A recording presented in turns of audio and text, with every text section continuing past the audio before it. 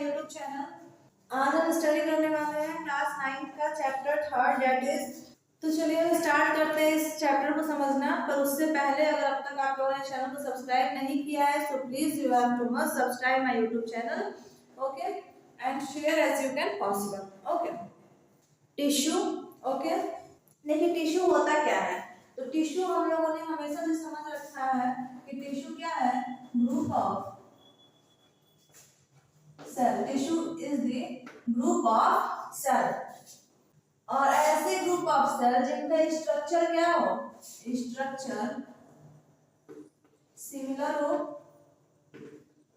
As well as ये function भी कब करे, फंक्शन टुगेदर। ओके, ये एक साथ ही फंक्शन करे। ऐसे ग्रुप ऑफ सेल को जब कंबाइन होते हैं, ग्रुप में आते हैं, तो उन्हें हम कहते हैं tissue.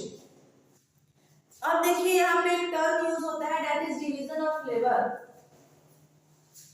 Division of labour. So what is division of labour? देखिए एक ऐसा टर्म होता है जो कि डिस्क्राइब करता है किसी भी सेल ऑर्गेनल के फंक्शन के बारे में। जो ऑर्गन डिस्क्राइब करता है क्या होता है, वो टर्म क्या कहलाता है, डिवीजन ऑफ लेबर। इनफैक्ट ये भी बताता है डिवीजन ऑफ लेबर की जो सेल है वो सेल इज एबल है कि नहीं, कैपेबल है कि नहीं अपने फंक्शंस के लिए। ठीक है, जो भी उसे फंक्शंस इनसाइड बॉडी करने हैं उस फंक्शंस के लिए सेल कैपेबल है या फिर नहीं, ये भी कौन बताता है, डिवीजन ऑफ लेबर। ओके, देखिए जो टर्म है टिश्यू, इसको सबसे पहले किसने पॉइंट किया था, तो पॉइंट बाय बिचेट साइंटिस्ट। किसने, बिचेट साइंटिस्ट। कब, 1792 में। ठीक है, 1792 में इन्होंने टिश्यू टर्म को पॉइंट कर लिया था। अब देखिए ये तो पता चला टिश्यू टर्म को पॉइंट करना 1792 में किया गया था, लेकिन मैंने लास्ट चैप्टर यानी कि सेल चैप्टर में मैंने आप लोगों को बताया है कि सेल की सबसे पहले डिस्कवरी किसने की थी, सेल वर्ड को पॉइंट किसने किया था। तो ये आप क्वेश्चन का आंसर मुझे कमेंट सेक्शन में आप लोग मुझे बताएंगे। ठीक है, वो ब्रांच ऑफ बायोलॉजी जिसमें हम क्या करते हैं, टिश्यू के बारे में स्टडी करते हैं, branch of biology in which we study about tissue is known as what, histology. Okay, histology में हम स्टडी करते हैं टिश्यूज के बारे में। ठीक है, ब्रांच ऑफ बायोलॉजी हम टिश्यू के बारे में स्टडी करते हैं, किसके बारे में, टिश्यू के बारे में, उससे हम कहते हैं हिस्टोलॉजी। हिस्टोलॉजी टर्म को सबसे पहले पॉइंट किसने किया था, तो मेयर साइंटिस्ट ने। किसने, मेयर साइंटिस्ट ने। कब, 1819 में। ठीक है, देखिए सेल बॉडी को हम लोग एक और नाम से जानते हैं, सोमा भी कहते हैं। ठीक है, तो ये कितने कैटेगरी में कैटेगराइज किया गया है, तो 2 कैटेगरी में। कितने, 2 कैटेगरी में इसको कैटेगराइज किया गया है। First one is dendrite and second one is axon. Dendrite क्या करता है कि ये रिसीव करता है, रिसीव मैसेजेस। जो भी मैसेज हम अपनी बॉडी को देना चाहते हैं उन मैसेज को ये क्या करता है, रिसीव करता है डेंड्राइट। और एक्सॉन क्या करता है, ये मैसेज को कॉन्वे करता है, कॉन्वे मैसेजेस। ये मैसेजेस को कॉन्वे करता है। ठीक है, यानी कि हमारे हम तक पहुंचाता है। जितने भी न्यूरॉन्स होते हैं, all neurons of nervous tissue originated from the same germinal layer called as ectoderm. Ectoderm एक ऐसी लेयर है जहां से कि जितने भी न्यूरॉन्स होते हैं नर्वस टिश्यू के वो ओरिजिनेट होते हैं। ठीक है, अब हमें समझना है इंपॉर्टेंस ऑफ टिश्यू। टिश्यू की इंपॉर्टेंस क्या होती है, so let's discuss about the importance of tissue. Okay, so we have to discuss about importance of tissue.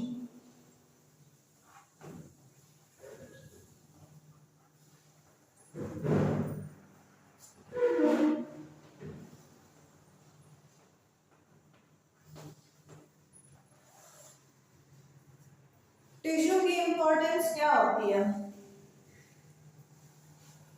Tissue जो होता है वो सपोर्ट एंड प्रोटेक्शन प्रोवाइड करता है। सबसे मोस्ट इंपॉर्टेंट इसकी क्या होती है कि ये सपोर्ट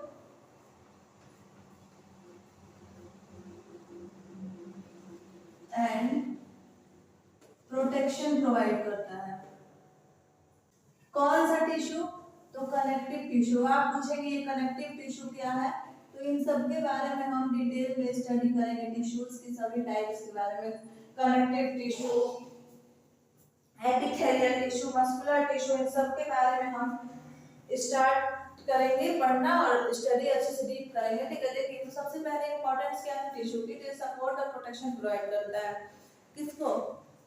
सेल को। ठीक है, ये कवरिंग का भी काम करता है। कवरिंग देखिए एपिथेलियल टिश्यू जो होता है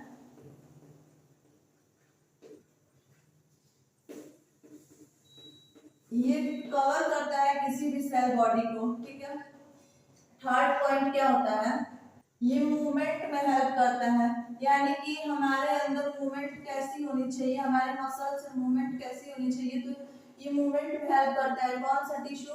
मसल टिश्यू। ठीक है, जिसे हम मस्कुलर टिश्यू भी कहते हैं। फोर्थ इसका इंपॉर्टेंस होता है, ये कम्युनिकेशन में हेल्प करता है। ठीक है, कम्युनिकेशन में कौन सा tissue? Nerve tissue. Nerve tissue जो होता है वो कम्युनिकेशन में हेल्प करता है, इन द सेंस ये मैसेज को भी कैरी करता है। ठीक है, फिफ्थ है ट्रांसपोर्ट। ट्रांसपोर्ट में भी कौन हेल्प करता है? टिश्यू हेल्प करता है। आप कहेंगे ट्रांसपोर्ट कैसा, कैसे ट्रांसपोर्ट में हेल्प करता है? तो ये न्यूट्रिएंट एंड अदर सब्सटेंसेस को क्या करता है? ट्रांसपोर्ट करता है बॉडी में। ठीक है, नेक्स्ट है स्टोरेज में भी हेल्प करता है। लेकिन क्या चीज के स्टोरेज में मोस्टली क्या स्टोर करता है? तो ये स्टोर करता है फैट को। ठीक, और सेवेंथ पॉइंट है ये रिपेयरिंग में भी हेल्प करता है। लेकिन किसकी रिपेयरिंग में? तो ये रिपेयर करता है डैमेज पार्ट को, जो भी पार्ट डैमेज हो चुके हैं। ठीक है, उनको ये क्या करता है? रिपेयर करता है। कौन? टिश्यू। ठीक है, तो देखिए टिश्यू के ये कुछ इंपॉर्टेंट फंक्शंस हैं, इंपॉर्टेंस है टिश्यू की। ठीक है, तो टिश्यू सबसे पहले क्या करता है? सपोर्ट प्रोवाइड करता है और प्रोटेक्शन प्रोवाइड करता है with the help of connective tissue. And epithelial tissue covers the cell body, as well as muscle tissue help in movement of the muscles, and nerve tissue help in communication skills. Okay, and also transport messages, carry messages.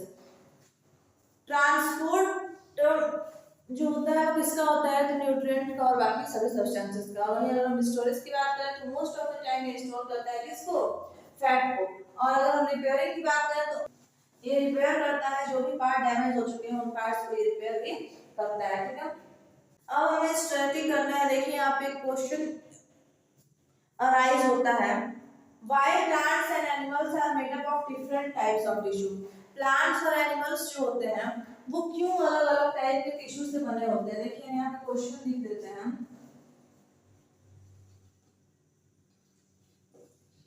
Why plants and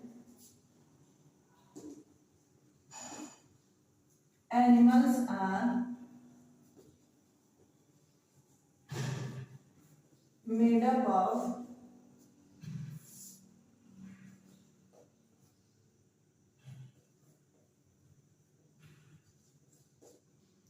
different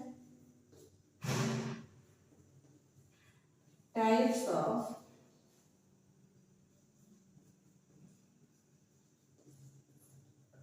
tissue. ये question है क्यों plants और animals जो होते हैं वो अलग अलग टाइप के टिश्यू से बने होते हैं। तो इसका आंसर क्या होगा बताइए? सबसे पहला पॉइंट इसका क्या हो जाएगा? देखिए जो प्लांट्स होते हैं वो कब तक ग्रो करते हैं? तो grow throughout their life.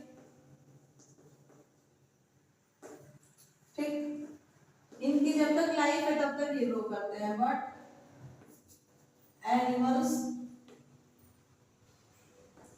Grow for certain time, certain time. इस बात से आप लोग एग्री करते हैं कि जो प्लांट्स होते हैं वो जब तक है तब तक क्या करेंगे, ग्रो ही करेंगे। लेकिन अगर हम बात करें एनिमल्स की तो वो एडल्ट स्टेज के बाद ग्रो करना क्या हो जाते हैं, स्टॉप कर देते हैं, ठीक है। और इसका सेकंड पॉइंट क्या हो जाएगा, फर्स्ट पॉइंट तो ये हो गया इसके आंसर का, और सेकंड पॉइंट क्या हो जाएगा, प्लांट्स जो होते हैं, प्लांट्स ये लोकोमोशन शो करते हैं, लोकोमोशन शो करते हैं नहीं। और वहीं अगर हम बात करें एनिमल्स की तो एनिमल्स जो होते हैं वो लोकोमोशन शो करते हैं। ये भी पॉइंट हुआ, ठीक है। तो देखिए अगर आपसे कोई पूछे कि why plants and animals are made up of different types of tissue, तो मैं एक सेंटेंस बोलने जा रही हूँ, आप लोग इसे नोट डाउन कर लीजिएगा, ठीक है। Because plants tend to grow throughout their life, whereas animals grow up to a certain period. As well as plants do not show locomotion, but animals show locomotion, which necessitates the presence of different types of tissue. Okay, तो ये answer था इस question का। देखिए आप लोग इस चीज को मेक श्योर कर लीजिएगा कि आप लोगों को चैप्टर क्लियरली समझ में आ रहा हो, क्योंकि मैं 100% गारंटी दे सकती हूँ कि आप लोगों को चैप्टर क्लियरली समझ में आ जाएगा, ठीक है। आप लोग को इसके बाद किसी भी रेफरेंस बुक की जरूरत ही नहीं पड़ेगी। अगर आप लोग फर्स्ट राउंड एनसीईआरटी रीड कर रहे हैं ना, तो एनसीईआरटी काफी आप लोगों को इजीली समझ में आ जाएगी, ठीक है। तो कोई भी अगर डाउट रहे तो आप लोग कमेंट सेक्शन में मेंशन कर सकते हैं। और हाँ, अगर आप लोगों को नोट्स चाहिए हो तो आप लोग नोट्स के लिए भी कमेंट सेक्शन में मेंशन कर दीजिएगा, मैं पीडीएफ प्रोवाइड कर दूंगी, ठीक है। नोट्स का पीडीएफ में प्रोवाइड कर सकती हूँ, आप लोग कमेंट सेक्शन में मेंशन कर दीजिएगा। और हाँ, चैनल को सब्सक्राइब कर लीजिए अगर अब तक आप लोगों ने सब्सक्राइब नहीं किया है तो। और क्लास 9 से 12 भी आप लोग कांटेक्ट में जो भी स्टूडेंट्स हैं उनको शेयर करिए, ठीक है। ये मोस्ट इंपॉर्टेंट था, ठीक है। और बाकी आप लोगों को समझ में आते रहे और फिर तो सब कुछ सेट है, क्या ही टेंशन है फिर। अब हमें स्टडी करना है। देखिए टिश्यू भी कितने टाइप के होते हैं, 2 टाइप के, मतलब टिश्यू भी एक प्लांट्स टिश्यू होते हैं और एनिमल्स टिश्यू होते हैं ना। तो हमें स्टार्ट करना है प्लांट टिश्यू। जब हम प्लांट टिश्यू स्टडी कर लेंगे तो फिर हम स्टडी करेंगे एनिमल्स टिश्यू के बारे में। Okay, so let's discuss about plant tissue. देखिए प्लांट टिश्यू हमें स्टडी करना है। मैं एक चार्ट यहाँ पे ड्रॉ करूंगी प्लांट टिश्यू से रिलेटेड, तो आप लोग इसे अपनी कॉपी में ड्रॉ कर लीजिएगा, क्योंकि ये इम्पोर्टेंट चार्ट है, जिससे कि आप लोग अगर इस चार्ट को भी सिर्फ अगर आप लोग अपने माइंड में सेट कर लेते हैं ना, तो आप लोग किसी भी प्लांट टिश्यू से रिलेटेड किसी भी पार्ट्स के बारे में आप लोग इजीली आइडेंटिफाई कर पाएंगे, ठीक है। तो देखिए सबसे पहले प्लांट टिश्यू। प्लांट टिश्यू कितने टाइप का, तो प्लांट टिश्यू होता है आपके 2 टाइप का। First one is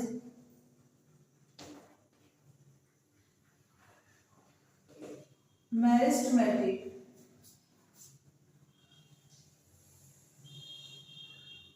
and second one is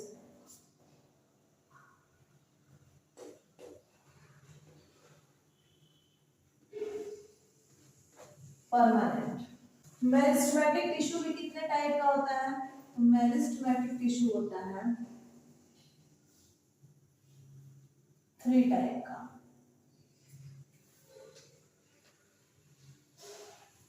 apical meristem,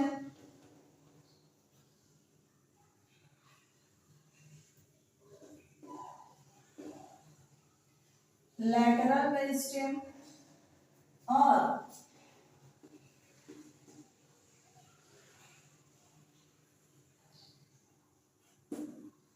intercalary meristem. अगर हम परमानेंट टिश्यू की बात करें तो परमानेंट टिश्यू भी कितने टाइप का होता है, 2 टाइप का होता है, ठीक है। First one is simple permanent tissue and second one is complex permanent tissue. Simple simple permanent tissue क्या होता है?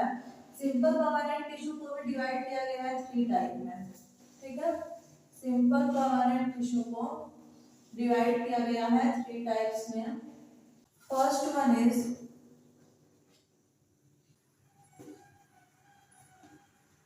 parenchyma, second one is collenchyma, and third one is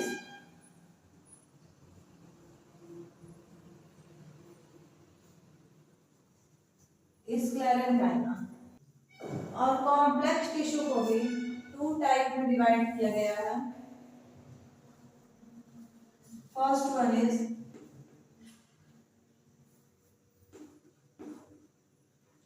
phloem and second one is xylem। Okay, तो ये chart आप लोग अपनी copy पे notebook पे ड्रॉ कर लीजिए, जिससे कि आप लोगों को समझने में इजी रहेगा प्लांट टिश्यू के बारे में, ठीक है। इतनी ही बातें हमें, इतने ही टॉपिक्स हैं जो हमें प्लांट टिश्यू में कवर करने हैं, ठीक है। आज हम कवर कर लेंगे मेरिस्टेमेटिक टिश्यू, टोटल हम इस पार्ट में कवर करेंगे, ठीक है। एज वेल एज हम परमानेंट टिश्यू भी समझ लेंगे क्या होंगे, और हम नेक्स्ट पार्ट में समझेंगे परमानेंट टिश्यू के टाइप्स और एनिमल टिश्यू के बारे में, ठीक है। तो हम इस पार्ट में मेरिस्टेमेटिक टिश्यू स्टार्ट करते हैं समझना। What is meristematic tissue? Okay, देखिए स्ट्रक्चर्स आप लोगों को बायोलॉजी सब्जेक्ट है, तो डायग्राम्स तो आप लोगों को डायग्रामेटिक रिप्रेजेंटेशन किसी भी चीज का आप लोगों को इम्पोर्टेंटली अपने माइंड में सेट करना होगा। जिस भी स्ट्रक्चर को मैं यहाँ पे ड्रॉ कर लूंगी, आप लोग ये समझ लेना कि वो स्ट्रक्चर क्या है, एग्जाम पॉइंट ऑफ व्यू से इम्पोर्टेंट है, ठीक है। तो आप लोग उसे भी अपनी कॉपी में ड्रॉ कर लेना। ओके, तो चलिए हम स्टार्ट करते हैं मेरिस्टेमेटिक टिश्यू के बारे में स्टडी करना।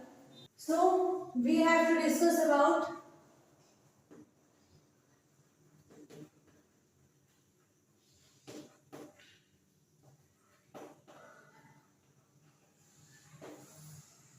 Meristematic tissue.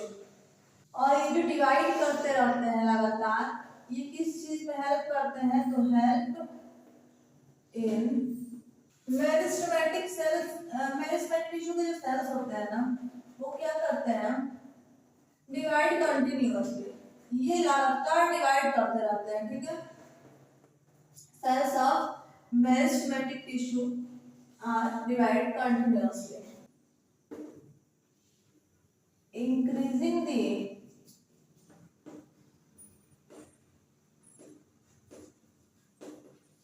height of plant। किसी भी प्लांट की हाइट को इंक्रीज करने में कौन हेल्प करता है?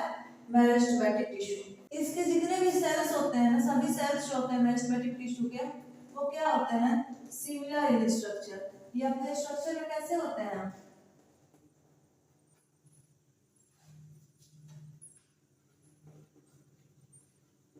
सिमिलर होते हैं। इनकी जो सेलुलोज वॉल होती है, सेलुलोज वॉल, वो कैसी होती है? थिन होती है। ये जो होते हैं मे बी स्फेरिकल हो सकते हैं, ये स्फेरिकल हो, ओवल भी हो सकते हैं, ये पॉलीगोनल भी हो सकते हैं, एंड और तो और ये रेक्टेंगुलर भी हो सकते हैं, ठीक है। इनफैक्ट ये जो होते हैं कॉम्पैक्टली अरेंज होते हैं, यानी कि एकदम टाइटली अरेंज होते हैं।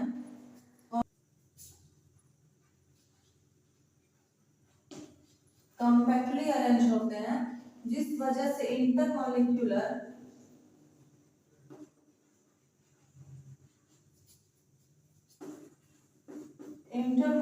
स्पेस इनके बीच में क्या होते हैं? ऑब्सेंट होते हैं। थोड़े भी इंटरमॉलिक्यूलर स्पेस नहीं होते हैं किसके बीच में? मेरिस्टेमेटिक टिश्यू के सेल्स के बीच में, ठीक है। इनमें क्या क्या होता है? तो ये कंटेंट किए रहते हैं, meristematic tissue content cytoplasm and nucleus.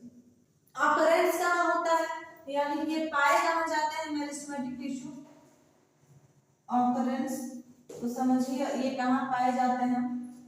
देखिए एक्चुअली ग्रोइंग टिश्यू होते हैं, इसलिए ये कहाँ पे पाए जाते हैं किसी भी प्लांट में, तो growing region of plant, growing region of plant, ठीक है, यानी कि प्लांट के टिप पे पाए जाएंगे, ठीक है। और इसी के अकॉर्डिंग, इनके पोजीशन के ही अकॉर्डिंग, अकॉर्डिंग टू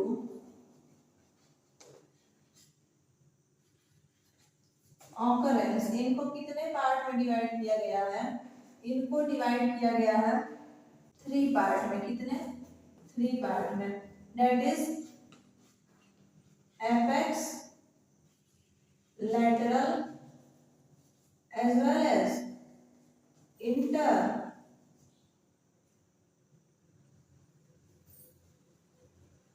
कैलरी, ठीक है।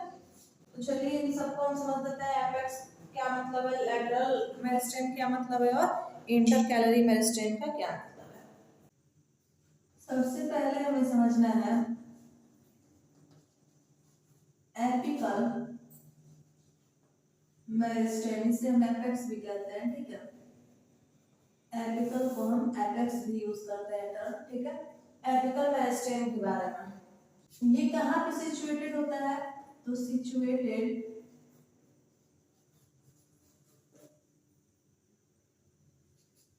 at the growing tip of stem and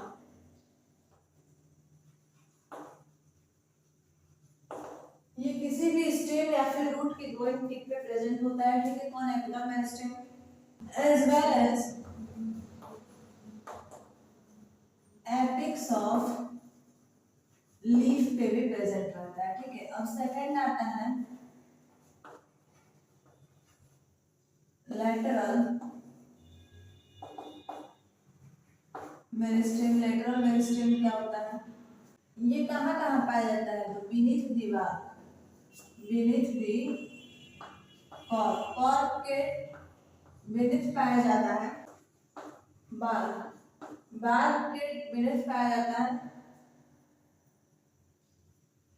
जिसे हम कहते हैं कॉर्प कैम्बियम, ठीक।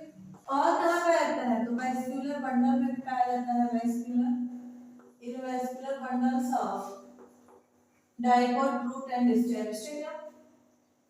तो जिसे हम कहते हैं of dicot roots and stems.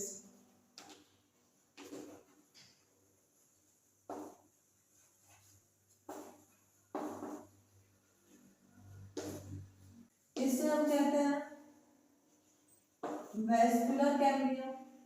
अब आपके माइंड में कंफ्यूजन ये आ रहा होगा कि यहाँ पे बार बार ये कॉर्क कैम्बियम, वेस्कुलर कैम्बियम, ये कैम्बियम वर्ड का मतलब क्या है, तो चलिए समझ लेते हैं। देखिए कैम्बियम जो वर्ड है, कैम्बियम ये एक ऐसा रीजन है, ठीक है, ये एक ऐसा रीजन है जो कि रिस्पॉन्सिबल होता है इसके लिए। Cambium is the region which is responsible for the growth in thickness, thickness की ग्रोथ के लिए रिस्पॉन्सिबल कौन होता है, कैम्बियम, ठीक है। तो अब हमें समझना है, थर्ड है inter calorie, inter calorie meristem.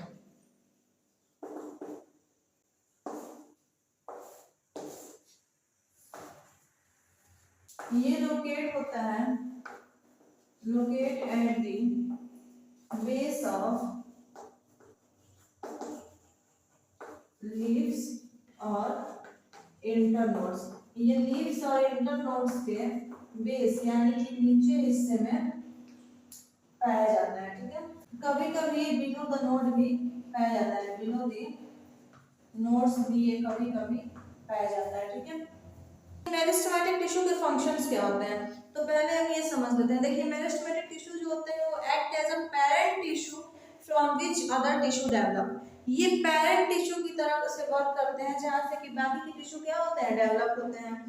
As well as meristematic tissue take part in growth. Meristematic tissue किस चीज में हेल्प करते हैं? ग्रोथ में। मेरिस्टेमेटिक टिश्यू जो होते हैं कोई भी इंजरी या फिर इंजरी पार्ट जो होता है उसको क्या करते हैं? हील करते हैं, ठीक है, वहां पे नए सेल्स का फॉर्मेशन करके। As well as the plant shoots launched और बेंट बाय विंड, जो हवा की वजह से कोई भी प्लांट झुक जाता है, ठीक है, तो उसको ग्रो कराने में, उसको सीधे करने में हेल्प कौन करता है? इंटरकैलरी मेरिस्टेम, ठीक है। अब हम इस मेरिस्टेमेटिक टिश्यू का स्ट्रक्चर एक बार ड्रॉ कर लेते हैं, ठीक है। देखिए सबसे पहले हमें मेरिस्टेमेटिक टिश्यू बनाने के लिए ना एक हेक्सागोन ड्रॉ करना है, ठीक है। ये हो गया हेक्सागोन। एक और हम हेक्सागोन ड्रॉ कर लेते हैं, दिस वन इज हेक्सागोन। देखिए हम आप कह रहे हैं हेक्सागोन अच्छे से मैंने ड्रॉ नहीं किया है, तो जी नहीं, हमें हेक्सागोन अच्छे से ड्रॉ करना भी नहीं है, ठीक है। हेक्सागोन हमें बस क्या करना है? टेम्पररी ड्रॉ करना है, मतलब हेक्सागोन एक शेप देना है सिर्फ, ठीक है, क्योंकि कोई भी टिश्यू जो होता है वो मेजरमेंट के थ्रू नहीं बना होता है। तो ऐसा कुछ स्ट्रक्चर होता है किसका? मेरिस्टेमेटिक टिश्यू का, ठीक। इसमें यहाँ पे प्रेजेंट रहता है न्यूक्लियस। ये देखिए आप कहेंगे क्या सिर्फ इतने ही इसमें हेक्सागोन स्ट्रक्चर्स पाए जाते हैं? तो जी नहीं, हेक्सागोन स्ट्रक्चर इसमें और भी पाया जाता है, ठीक है। तो हम इन्फिनिटी तो बनाएंगे नहीं, हमें तो सिर्फ उतना ही ड्रॉ करना है जितने से कि हम क्या कर पाए, इजीली समझ और समझा सके, ठीक है। इसके अंदर सभी के अंदर क्या पाया जाता है? साइटोप्लाज्म भी प्रेजेंट रहता है, ठीक है। देखिए बहुत ही इजी स्ट्रक्चर है मेरिस्टेमेटिक टिश्यू का, थोड़ा सा भी टफ नहीं है, और एग्जाम के पॉइंट ऑफ व्यू से ये समझ लीजिए कि मोस्ट इंपॉर्टेंट है। कभी-कभी तो क्या होता है 5 मार्क के क्वेश्चन में सिर्फ क्या पूछ देता है? स्ट्रक्चर ऑफ मेरिस्टेमेटिक टिश्यू, ठीक है। तो ये बहुत ही इंपॉर्टेंट होता है। और मेरिस्टेमेटिक टिश्यू के टाइप्स बस इतना ही पूछ देता है कि right on the types of meristematic tissue in a proper manner as well as describe the structure of draw the structure of measurement tissue, ठीक है। तो आप बस इसे ड्रॉ कर लीजिए, और जो मैंने चार्ट बनाया है उस चार्ट को आप ड्रॉ कर लीजिए, इजी वे में आप लोग डिस्क्राइब कर पाएंगे, ठीक है, मेरिस्टेमेटिक टिश्यू को। देखिए ये क्या है? न्यूक्लियस। इसके अंदर क्या प्रेजेंट है? तो साइटोप्लाज्म। और ये आउटर लेयर क्या है? तो cell wall. So this is the structure of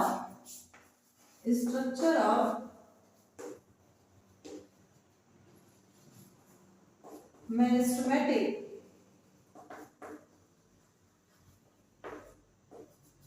tissue. Meristematic tissue का ये स्ट्रक्चर है। तो यहीं पे मेरिस्टेमेटिक टिश्यू क्या होता है? फिनिश हो जाता है, ठीक है। अब हमें मेरिस्टेमेटिक टिश्यू के बारे में नहीं पढ़ना है, मेरिस्टेमेटिक टिश्यू फिनिश हो गया। अब हमें स्टार्ट करना है परमानेंट टिश्यू। तो देखिए परमानेंट टिश्यू को हम थोड़ा सा आज मॉडिफाई कर लेते हैं, थोड़ा सा डिस्क्राइब कर लेते हैं, बाकी हम इसके बारे में कल स्टडी करेंगे, नेक्स्ट पार्ट में स्टडी करेंगे। So our next topic is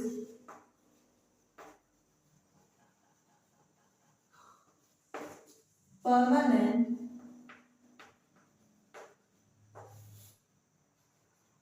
tissue.